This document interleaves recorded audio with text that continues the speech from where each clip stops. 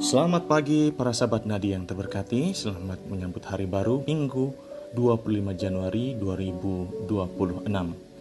Dengan penuh sukacita dan kegembiraan kita menyambut hari baru dan merayakan hari kebangkitan Tuhan pada hari Minggu biasa yang ketiga. Hari ini Allah menganugerahkan nutrisi rohani bagi kita sekalian dengan inspirasi dari Injil Matius bab 4 ayat 12 sampai 23. Jadilah terang bagi para bangsa.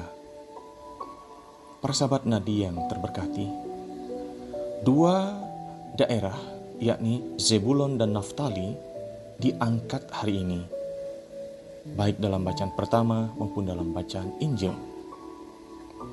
Dua daerah ini mewakili daerah bangsa-bangsa lain yang tidak termasuk anggota bangsa terpilih, yakni bangsa Israel. Kondisi daerah ini diselimuti kegelapan, hidup yang penuh noda dosa dan keterpurukan secara moral di antara penduduknya. Tetapi Nabi Yesaya dalam bacaan pertama menubuatkan bahwa bangsa-bangsa yang berjalan dalam kegelapan telah melihat terang yang besar.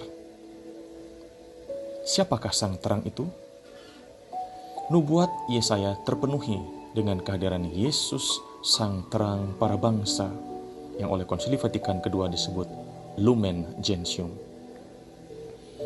Para sahabat Nadi yang terberkati, sekian lama bangsa Israel dan juga para bangsa merindukan kehadiran sang terang, sang Mesias, yang membebaskan dan memerdekakan manusia dari kuasa kegelapan, kejahatan, dan kelamnya dosa serta maut.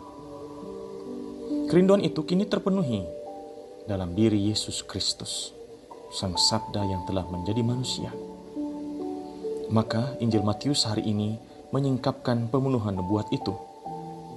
Setelah dibaptis di Sungai Yordan, Yesus menyingkir ke Galilea dan tinggal di Kapernaum, di tepi danau, di daerah Zebulon dan Naftali. Injil Matius menegaskan bahwa genaplah firman yang disampaikan oleh Nabi Yesaya. Tanah Zebulon dan tanah Naftali, jalan ke laut, daerah seberang Sungai Yordan Galilea, wilayah bangsa-bangsa lain. Bangsa yang diam dalam kegelapan telah melihat terang yang besar, dan bagi mereka yang diam di negeri yang dinaungi maut telah terbit terang.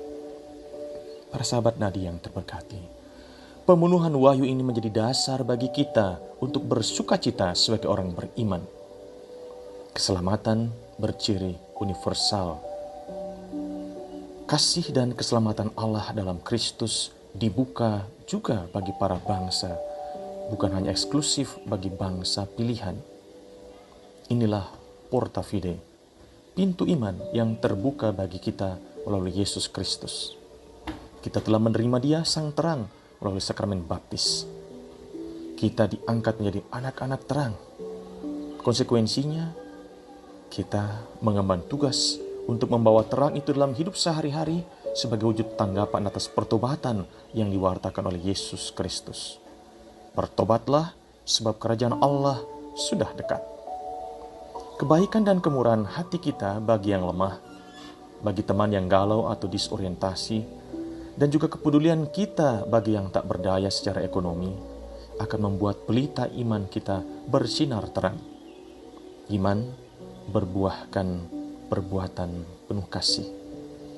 Iman tidak hanya diucapkan dan diungkapkan dalam perayaan peribadatan yang suci atau dalam devosi, tapi juga terwujud dalam tindakan, perbuatan, dan kesaksian hidup kita sehari-hari. Para sahabat Nadi yang terberkati, mari membawa terang iman dalam perwujudan iman sehari-hari. Lakukanlah hal-hal kecil dengan daya terang Kristus, maka kita mampu menghadirkan keselamatan yang berciri universal, kebaikan dan kasih Allah yang dibuka dan dikaruniakan kepada para bangsa, termasuk kita yang pada mulanya tidak termasuk dan menjadi anggota bangsa pilihan. Kini dalam Kristus kita bisa bersukacita karena telah diangkat menjadi anak-anak terang, anak-anak pilihan Allah.